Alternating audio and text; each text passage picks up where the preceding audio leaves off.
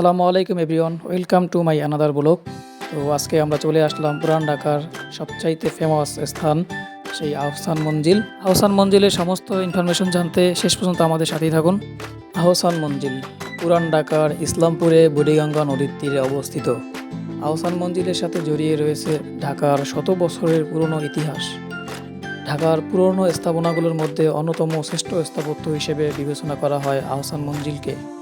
নবাব পরিবারের বহুল স্মৃতি বিজড়িত এই প্রাসাদটি বর্তমানে জাদুঘর হিসেবে পরিচালিত হচ্ছে। আহসান মঞ্জিলের ইতিহাস। আহসান মঞ্জিল বাংলার গৌরবময় ইতিহাস ও নবাবী ঐতিহ্যের সংমিশ্রণে টিকে থাকা এক সমৃদ্ধশালা। অষ্টাদশ শতাব্দীর মাঝামাঝি সময়ে জমিদার শেখ এনায়েতুল্লাহ আহসান মঞ্জিলের বর্তমান স্থানে রংমহল নামে একটি প্রমোদ ভবন তৈরি করেন। পরবর্তীতে তার পুত্র শেখ মতিউল্লাহ রংমহলটি ফরাসি বণিকদের কাছে বিক্রি করে দেন। 1830 সালে নবাব আব্দুল গনির পিতা খাজা আলিমুল্লাহ এটি কিনে নেন। 1859 সালে নবাব আব্দুল গনি সেখানে প্রাসাদ নির্মাণ শুরু করেন। দীর্ঘ 13 বছর লেগেছিল প্রাসাদটি নির্মাণ করতে। তিনি তার প্রিয় পুত্র খাজা আহসানুল্লাহ নামানুসারে এর নামকরণ করেন আহসান মঞ্জিল। একসময় ঢাকা শহরে সবচেয়ে উঁচু গম্বুজ ছিল আহসান মঞ্জিলের। প্রাসাদের ছাদের উপরের সুন্দর গম্বুজটি দোতলা। এই ভবনের বারান্দা ও মেঝে তৈরি করা হয়েছে মার্বেল পাথর দিয়ে। প্রাসাদের ভেতরে রয়েছে খাবার ঘর, লাইব্রেরি, জলসাঘর, দরবার হল এবং বিলিয়ার্ড খেলার জায়গা। আর প্রাসাদের দোতলায় রয়েছে অতিথিদের থাকার কক্ষ, বৈঠকখানা, নাচঘর, গ্রন্থাগার এবং আরও কিছু বসবাসের কক্ষ। প্রাসাদের উত্তর ও দক্ষিণ দিকে একতলার সমান উঁচু করে গাড়ি বারান্দা রয়েছে। দক্ষিণ দিকে দোতলার বারান্দা থেকে একটি খোলা সিঁড়ি সামনের বাগান পর্যন্ত নেমে গেছে। ভিউয়ার্স, আহসান মঞ্জিলে দুটি জাদুঘর রয়েছে। আমরা এখন প্রথমটিতে প্রবেশ করতেছি। আর ভিতরে কিছু রেস্ট্রিকশন দেওয়া আছে, আমরা অবশ্যই এগুলো ফলো করব। আপনাদের সুবিধার্থে আমি সেই 4টি ছবি দিয়ে দিচ্ছি, আপনারা অবশ্যই এগুলো ফলো করবেন। আর এখন আমরা প্রবেশ করতেছি ঠিক নিচতলা। আর নিচতলা দিয়ে প্রবেশ করলেই দেখতে পাবেন যে দুটো সিঁড়ি রয়েছে, দুদিক থেকে উপরে উঠেছে। আর কোন দিক থেকে কিভাবে যেতে হবে আপনাকে গাইডলাইন সেভাবে দেওয়া আছে। তো আমরা সেগুলো ফলো করেই এই জাদুঘরটা পরিদর্শন করব। চলুন আহসান মঞ্জিলে জাদুঘর সম্পর্কে জেনে নেওয়া যাক। বাংলাদেশ স্বাধীন হওয়ার পর নবাব পরিবারের উত্তরসূরিরা আহসান মঞ্জিল নিলামে বিক্রি করে দেওয়ার পরিকল্পনা করেন। তৎকালীন প্রধানমন্ত্রী বঙ্গবন্ধু শেখ মুজিবুর রহমান ভবনটি রাজনৈতিক ও ঐতিহাসিক গুরুত্ব অনুধাবন করে নিলামে বিক্রির সিদ্ধান্ত বাতিল করে এখানে জাদুঘর ও পর্যটন কেন্দ্র স্থাপনের নির্দেশ দেন। অনেকবার সংস্কার, সৌন্দর্য বর্ধন, পরিমার্জনের পর 1992 সালে আহসান মঞ্জিল জাদুঘর পরিদর্শনের জন্য উন্মুক্ত করে দেওয়া হয়। আহসান মঞ্জিল ভ্রমণের সবচেয়ে বড় আকর্ষণ জাদুঘরের সংগ্রহশালা। মোট 4077টি নিদর্শন আহসান মঞ্জিলের 23টি কক্ষে প্রদর্শনীর জন্য উন্মুক্ত করা আছে। 9টি কক্ষ সেই নবাবী আমলের মতো করেই সাজানো রয়েছে। প্রতিটি কক্ষ আপনাকে সেই নবাবী আমলের ইতিহাসের কাছে নিয়ে যাবে। জাদুঘর প্রদর্শনের জন্য আছে আহসান মঞ্জিলের ইতিহাস, নবাবদের পরিচিত ও বংশ তালিকা, নবাবদের ব্যবহৃত বড় বড় আয়না, বৃহদাকার লোহার সিন্দুক, কাঠের আলমারি, ডাইনিং রুম, ড্রয়িং রুম, কাঁচ ও চীনামাটির থালা বাসন, হাতির মাথা, কঙ্কাল, ঢাল ও তরবারি, নব আমলের বিভিন্ন ধরনের অলঙ্কৃত রূপা, ক্রিস্টালের তৈরি চেয়ার টেবিল, সিংহাসন, বিভিন্ন ধরনের তৈলচিত্র, ফুলদানি, হিন্দু স্থানীয় রুম, রাজকীয় অতিথিদের বেডরুম ও নাচঘর।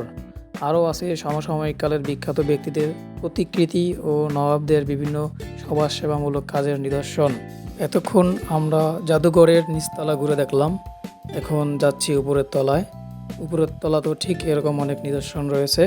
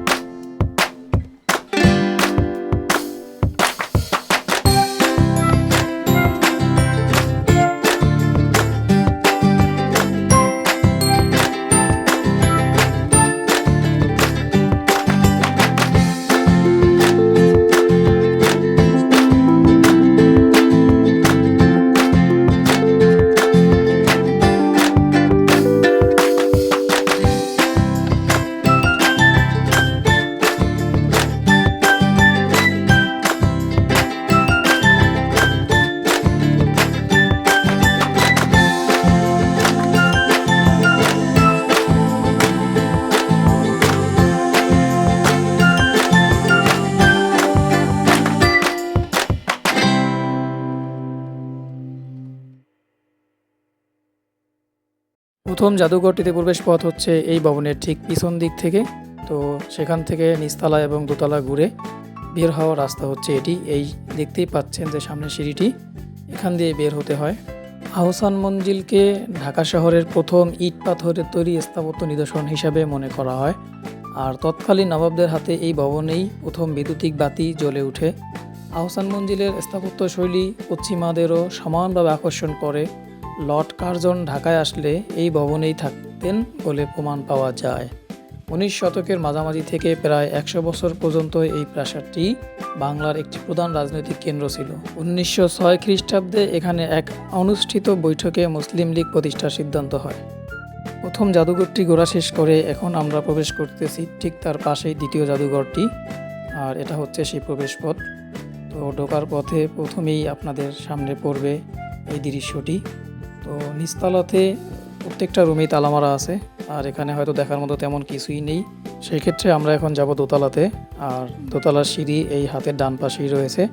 সত্যি বলতে আপনারা যদি এই আহসান মঞ্জিল এসে যদি এই দুইটা ভবন খুব সুন্দরভাবে ঘোরেন এবং প্রত্যেকটা নিদর্শন আপনারা খুব সুন্দরভাবে উপলব্ধি করেন, তাহলে বুঝতে পারবেন যে তখনকার ইতিহাস কী ছিল।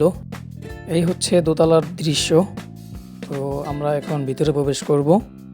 আর দেখতে পাচ্ছেন যে দোতলা থেকে সামনের যে খোলা মাঠটি রয়েছে, সবুজ ঘাস রয়েছে, সবাই সেখানে বসে আড্ডা দিতেছে এবং বেশ বড় বড় কিছু প্রজাতির গাছ রয়েছে। চলুন এক নজরে দেখে নেওয়া যাক এই দ্বিতীয় জাদুঘরটিতে কী কী নিদর্শন রয়েছে।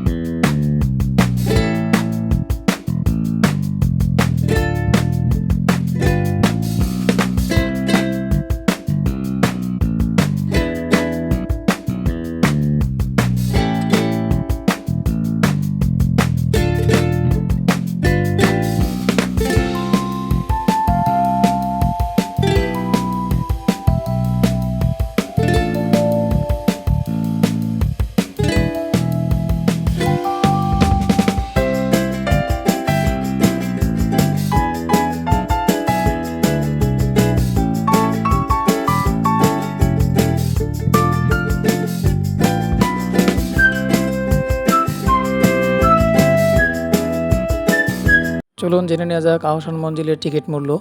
সাধারণ দর্শনার্থীদের আহসান মঞ্জিল পরিদর্শন করতে জনপ্রতি 40 টাকা দিয়ে প্রবেশ টিকিট সংগ্রহ করতে হয়। 12 বছরের নিচে অপ্রাপ্ত শিশুরা জনপ্রতি 20 টাকা প্রবেশ করতে পারে। সার্কভুক্ত দেশের নাগরিকদের জন্য 300 টাকা এবং অন্যান্য দেশের নাগরিকদের জন্য 500 টাকা। প্রতিবন্ধী দর্শনার্থীদের জন্য আহসান মঞ্জিলে কোনো টিকিটের প্রয়োজন হয় না। আর আগে থেকে আবেদন করলে ছাত্রছাত্রীরাও বিনা মূল্যে আহসান মঞ্জিল জাদুঘর দেখতে পারে। আহসান মঞ্জিলের সময়সূচি শনিবার থেকে বুধবার এই 5 দিন সকাল 10:30 থেকে বিকাল 5টা পর্যন্ত আহসান মঞ্জিল দর্শনার্থীদের জন্য খোলা থাকে।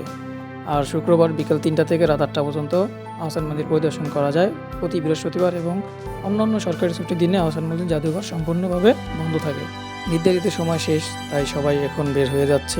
ঢাকার যে কোনো স্থান থেকেই খুব সহজে আপনারা এই পুরান ঢাকার দর্শনীয় স্থানটি ঘুরে যেতে পারবেন। আহসান মঞ্জিল ঘুরে বের হলেই সামনেই আপনারা দেখতে পাবেন সেই চিরচেনা বুড়িগঙ্গা। চাইলে আপনারা এখান থেকে নৌকা ভাড়া করে এই বুড়িগঙ্গা নদীটাও ঘুরতে পারেন। ভিডিওটা কেমন হয়েছে কমেন্ট বক্সে বলে যাবেন। তো সবাই ভালো থাকবেন। আল্লাহ হাফেজ।